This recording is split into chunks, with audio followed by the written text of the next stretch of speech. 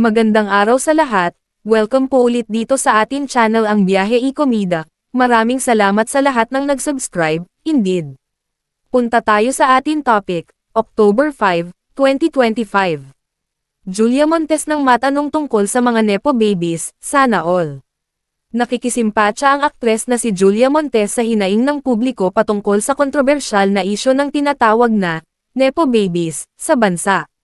Sa isang video clip na inilabas ni DJ Chacha sa Instagram page niya, nagbigay ng kanyang opinyon si Julia, at hindi niya nga napigil ang magbiro. Nagsimula ang talakayan ng tanungin ni DJ Chacha si Julia, anong masasabi mo sa mga Nepo babies? Nadiretsang sinagot niya ng, nalulungkot din ako. Ipinaliwanag niya na kung siya nga ay nag-iisip pa sa mga gagastusin, paano pa kaya ang mga ordinaryong empleyado sa Pilipinas? Taliwas umano ang lavish lifestyle na nakikita sa ilang Nepo babies, sa hirap ng buhay ng mas nakararami. Aniya, so, ang hirap ng buhay. Pero pag nakakakita ka ng sobra ring lavish lifestyle, syempre napapaano ka rin na, dito na bumulong si Montes at nagbigay ng banat, talaga ba? Napapaganon ka na lang. Sa gitna ng usapin, nagbiro pa nga ang aktres, #sana all. Tinalakay rin ni Julia ang mas malaking isyu na nakaaapekto sa lahat ng manggagawa sa Pilipinas, ang ekonomiya. Ang napapansin ko kasi, tumataas ang bilihin, lahat. Pero ang sweldo, hindi tumataas.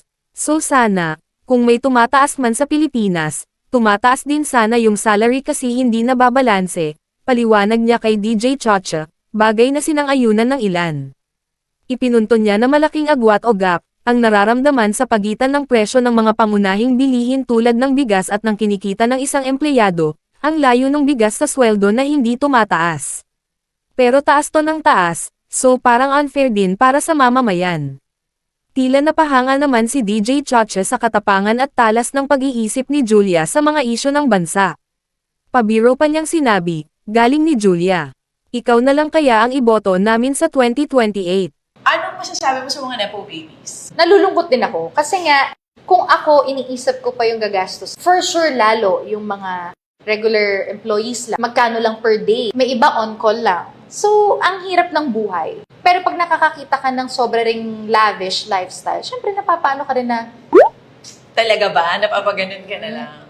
#sana all. Oo. Ganito, ang napapansin ko kasi, tumataas ang gastusin, ang bilihin lahat, pero ang sweldo hindi tumataas. So sana, kung may tumataas man sa Pilipinas, tumataas din sana yung salary. Kasi hindi nababalanse eh. Ang layo nung bigas sa sweldo na hindi tumataas. Pero taas to ng taas. So parang unfair din para sa mamamayan. Galing ni Julia. Ikaw na lang kaya ang iboto namin sa 2028. Nako! I mean like, galing ka kasi doon, so alam mo eh. No? Yes. Yung hirap nung kita ng pera. Follow ang Instagram nila at _Jocha at MontesJulia08.